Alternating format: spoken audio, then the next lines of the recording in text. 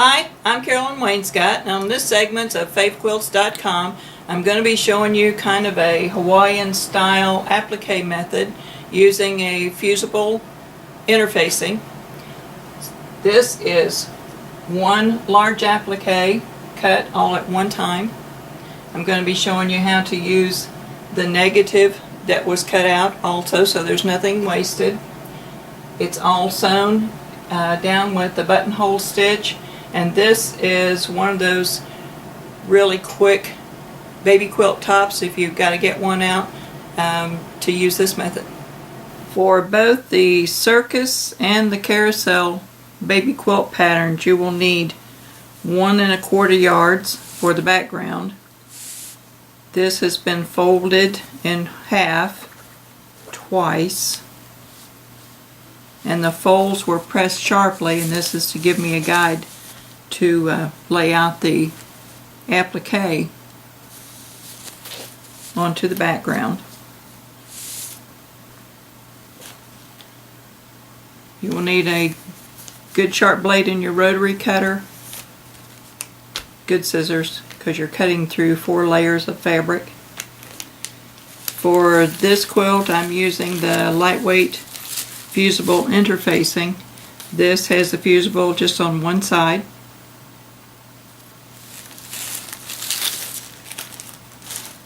The fusible was put onto the back of the fabric that's being used for the applique, and it was put on the whole piece.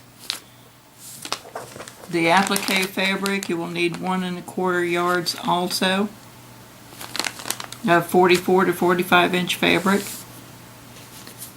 It also was folded in half twice, and the folds were pressed sharply. Then you will need your downloaded pattern for either Circus or Carrousel. That has been pinned to the applique fabric. This is kind of a Hawaiian style applique. You're cutting all 4 of your motifs for all 4 squares at once, and they stay in one piece. To begin, I'm going to take the rotary and cut as much as I can before I have to switch over to scissors.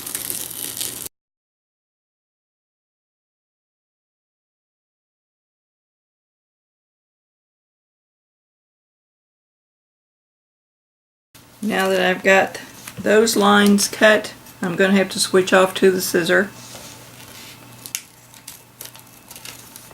And I want to keep, this is the positive and this is the negative.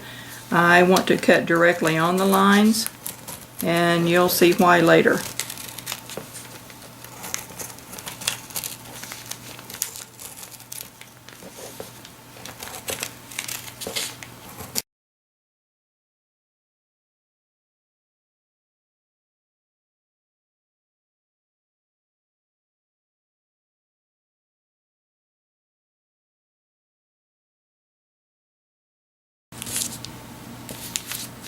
Take the pattern off, and it still looks like you have a mess.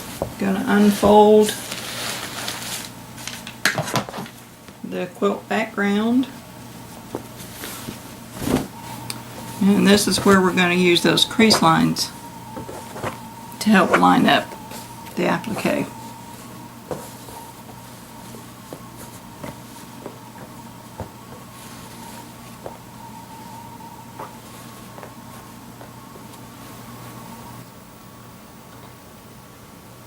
So here's the quilt top all smoothed out. Having the folds is a big help in getting everything laid out and lined up nicely. And it's pinned, and I'm going to take a blanket stitch and applique all around. And this is the reason I took such care in cutting out the quilt top. I've taken the negative pieces and pin them onto another background, And now I can either use this as the back of the other quilt, as a completely different quilt. I think it would be cute to cut it across and half them and possibly make this as a bottom of a curtain in the baby's room. Make pillows from these pieces. Make a cushion for the rocking chair in the baby's room. Yeah, all kinds of possibilities.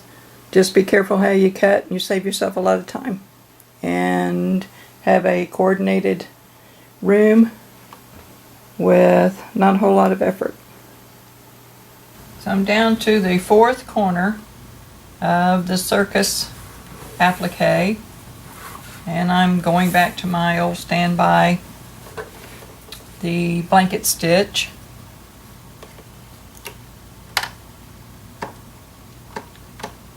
On my machine I have extended it to a 3x3.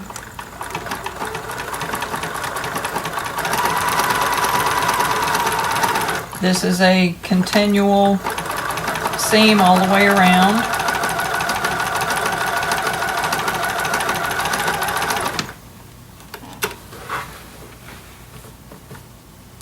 Needs to have quite a few pins in it so that it doesn't slip.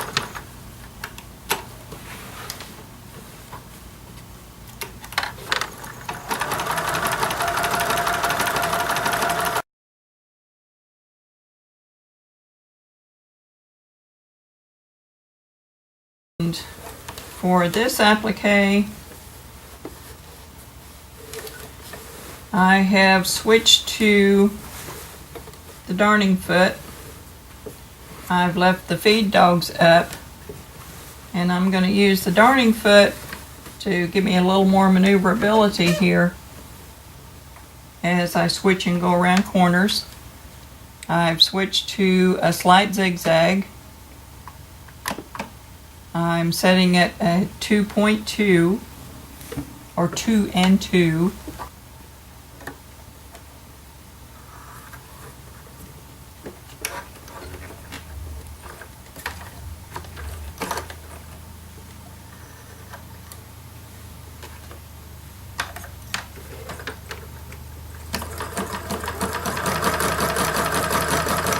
And I'm working from the center out.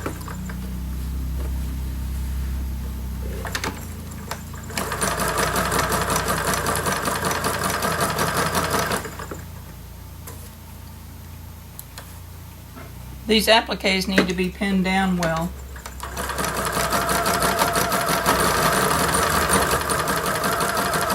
But I thought I would just try this, the darning foot, because I can go sideways, I can go forward,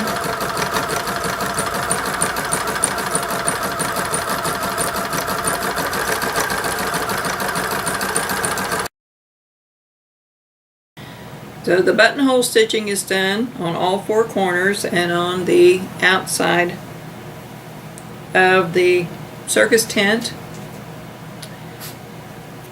I actually had some paper-backed fusible webbing ironed onto some fabric, so I've chosen to use that since I don't want to use anything else, and it's already done. Saved me a step. So here is the blanket and the headpiece.